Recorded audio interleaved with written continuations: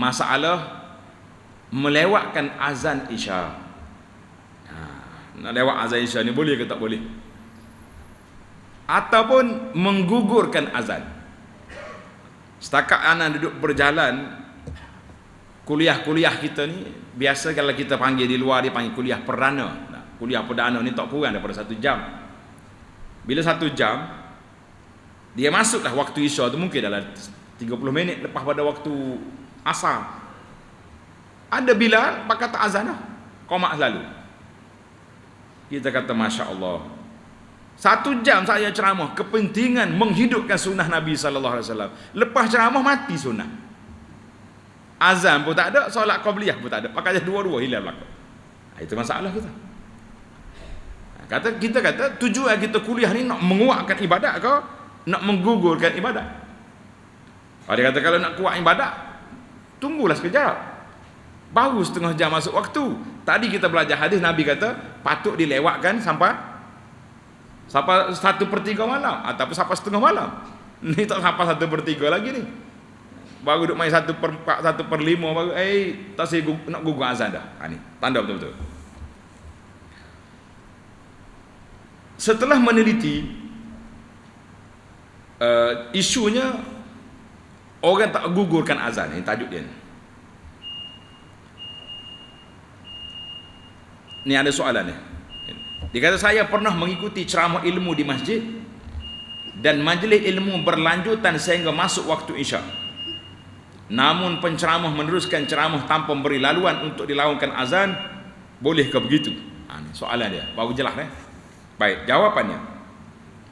Setelah meneliti beberapa hadis yang menyebut bahkan menggalakkan para jemaah untuk melewatkan solat Isya walaupun sudah masuk waktu, kita dapat memahami bahawa berada lama di masjid merupakan amalan yang baik.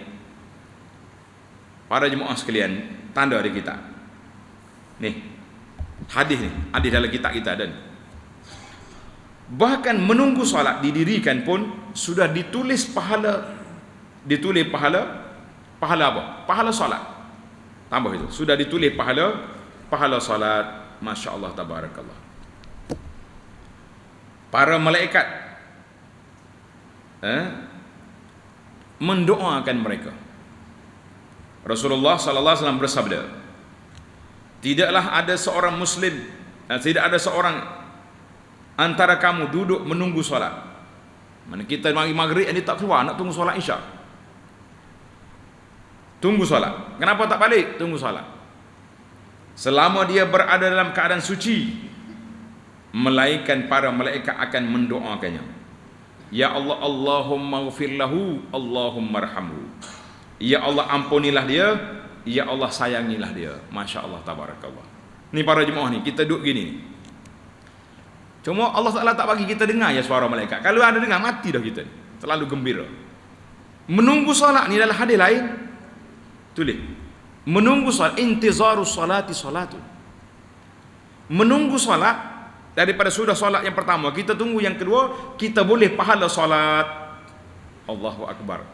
Malaikat pula doa, Allahumma ghfir lahu, Allahumma arhamhu. Ya Allah, berilah keampunan kepada dia, berilah rahmat kepada dia. Malaikat doa, pahala berjalan. Suka tak suka kita? Pasal itulah digalakkan duduk lama ni masjid tu, tunggu lagi sikit.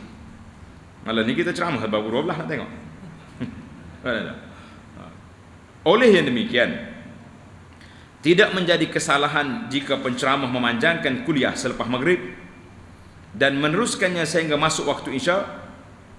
Penceramah atau penganjur tidak perlu tergesa-gesa menamatkan kuliah semata-mata kerana waktu Isya sudah masuk.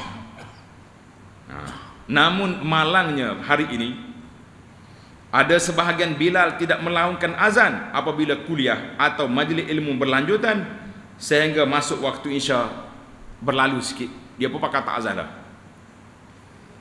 Alasannya ialah sudah lewat. Oh, lewat dah ni, tak payah azan. Ingatlah, sesungguhnya tidak ada siapa pun yang boleh menggugurkan kewajipan ataupun syariat sunnah azan, kerana azan merupakan syiar Islam. Azan ni kalau tengok dalam kitab fiqh kita, dalam fiqh mazhab Syafi'i ni dia kata apa? Dalam kitab Muhdil Muhtaq ke dalam kitab kitab fiqh Mu'tabar mazhab Syafi'i, dia kata azan itu dalam fiqh kata sunnatun muakkadatun, sunnah yang sangat dituntut. Dan ada juga yang kata waqila fardu kifayah. Ada pendapat yang mengatakan azan itu fardu kifayah. Maknanya kalau tak azan dosa belaka. Kalau tidak azan semua orang berdosa. Tiba-tiba kita nak gugurkan azan, maka di sinilah para ulama mengatakan, tengok tanda itu. Azan tu yang pertama merupakan syiar Islam. Letak nombor 1. Azan tu merupakan syiar Islam. Yang kedua, tanda masuk waktu solat. Tanda masuk waktu solat. Yang ketiga, menjadi seruan kepada orang ramai untuk datang solat. Jadi seruan. Baik. Kalau walaupun dah masuk waktu dah sikit, lepas dah masuk waktu, tapi nak tanda masuk waktu tu lepas dah lah kan. Namun begitu, dia masih lagi dalam syiar solat. Satu. Yang kedua, menjadi seruan. Kita nak panggil orang yang tak semaya lagi, mari. Orang yang dalam masjid yang tertidur, yang ada masyarakat bila orang azan, sempat lagi dia pergi ambil wudu. Nah, kalau kita pakai sudah assalamualaikum ustaz ni, kau pakai tomak lalu, apa jadi? Kelang kabut kita. Bahkan yang keempat, dia ni termasuk syiar Islam yang zahir. Wa fi tarkihima tahawun, siapa dia tinggal azan kerana bermudah-mudah, qutilu, orang negeri itu boleh diperangi. Masya-Allah tabarakallah. Zaman dulu, zaman Nabi SAW, para sahabat dia kata apa? Dia kata kalau kita nak serang mana-mana negeri, kita tengok dulu ada azan ke tak ada azan kampung tu. Kalau tak ada azan, masuk. Bermakna azan tu menjadi syiar negeri ni, kampung ni, kampung orang yang beriman. Masya Allah tabarakallah. Jadi sama ada dia ni sunnah muakkad ataupun sunnah alal kifayah, ataupun dikata fardu kifayah. Yang pentingnya azan tu salah satu daripada apa? Daripada syiar solat. Tu tanda. Hadis ni sahih dalam Bukhari. Kita baca bagi kepada para jemaah biar puas hati dah, supaya imam-imam pun tidak rasa takut-takut. Bila takut nak azan. Ada setengah bila ni takut nak azan. Dia takut orang marah dia terlewat. Hadis dalam Bukhari daripada Abi Qatadah radhiyallahu anhu, dia kata apa? Sirna ma'an Nabi sallallahu alaihi wasallam, satu malam kami berjalan dengan Nabi balik daripada peperangan. Siapa setengah malam, lewat malam tu, sahabat-sahabat letih. Dia kata lau arrasta bina ya Rasulullah. Rasulullah sallallahu alaihi wasallam, boleh tak kita berhenti jalan, kita rehat, penat sangat. Nabi kata akhafu an tanamu anis salat. Aku bimbang takut mu tidur tak salat subuh. Qala Bilal ana uqizukum. Bila kata tak apa Rasulullah, berhentilah, mereka ni sangat penat, saya jaga, saya tak tidur. Bilal kata apa? Dia nak jaga, tak mau tidur. Fattaja'u. Sahabat-sahabat boleh turun daripada kenderaan tu kak. Pakai letak kepala tu kerong, maka tidur, masya-Allah. Wa asdana Bilalun zahru ila rahil. Bina je tak tidur pasal dia janji nak gerak, nak kejut. Dia duduk sandar, tubuh dia ke kenderaan dia. Boleh jadi unta dia ke kuda dia duduk, dia menyandar situ. Apa jadi? Faghalabathu aina. Dia berkerah juga. Moga penat belaka ni. Fastayqaza an-nabiy sallallahu alaihi wasallam wa qad tala'a hajibus syamsi. Nabi celak mata, matahari naik.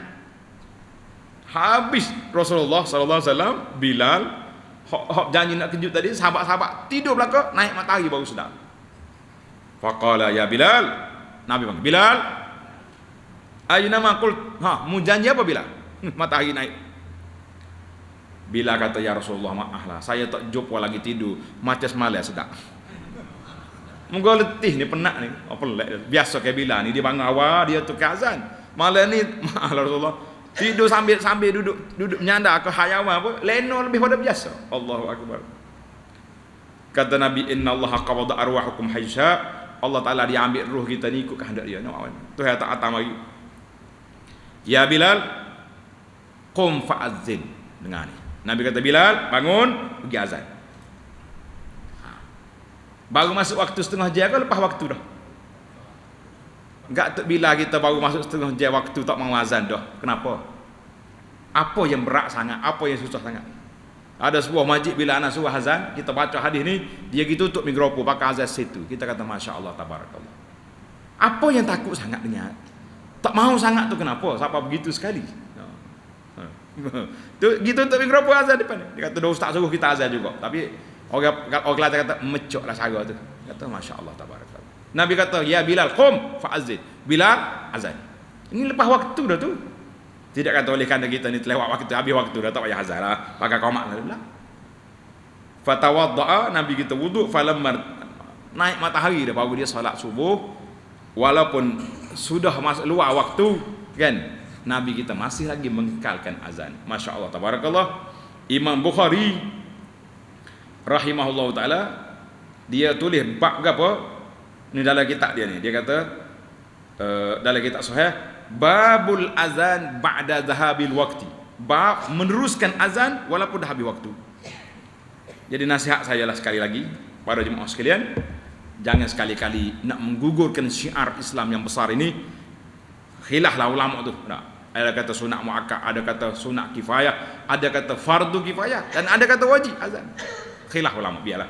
Kita tak berhabaq khilaf. Yang penting kita nak mengekalkan sunnah Nabi sallallahu alaihi wasallam. Maka oleh itu, ini nasihat saya. Pilihan yang ada ialah sama ada azan dikumandangkan terlebih dahulu. Mana contohnya? Orang tua-tua di sekitar masjid ni, dia duduk tunggu azan je, dia nak solat. Kalau tak azan, dia tak solat. Mereka pun masyakkah nak ambil wuduk pula dan kalau kita lambat. Maka bila masuk waktu azan, penceramah break sekejap. Beri laluan kepada azan. Kita berhenti bagi azan, sambil-sambil jawab azan dia boleh minum air. Tak, itu juga penceramah. Ataupun kita tahu dah ustaz ni tak lebih lama, dalam 10 minit, 15 minit je dia. Kita teruskan. Assalamualaikum, baru azan. Dua. Mana dalam situasi ini tidak mengapa azan dilakukan walaupun sudah agak terlewat waktu. Sebab apa? Nabi sallallahu alaihi wasallam masih meneruskan azan walaupun sudah keluar waktu. Insya-Allah mudah-mudahan nasihat saya ini didengari oleh bila-bila kita ni dan juga orang lain, tak usah susah hatilah. Betul anak jumpa dah. Satu masjid dia tutup mikrofon. Pas anak suruh azan, tutup mikrofon. Kita kata masya-Allah. Kenapa? Kenapa Pak Bilal tutup mikrofon? Dia kata takut orang celaru lah apa. Tak ada orang celaru lagu kata.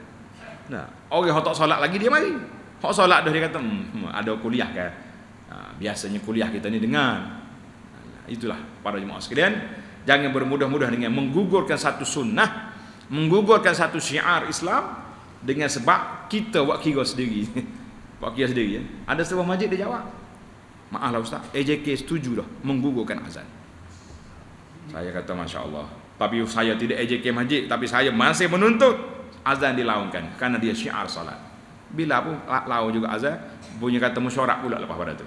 Nak pakai hak abu anak kau pakai hak sedia.